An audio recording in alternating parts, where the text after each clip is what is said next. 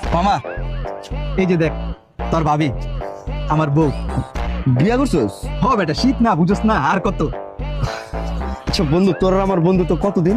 কত দিনের মানি বেটা, তুই এটা কি কইলি? ও যে কত বছরের, ছোট দিকেই তো আমাকে ফ্রেন্ডশিপ বেটা।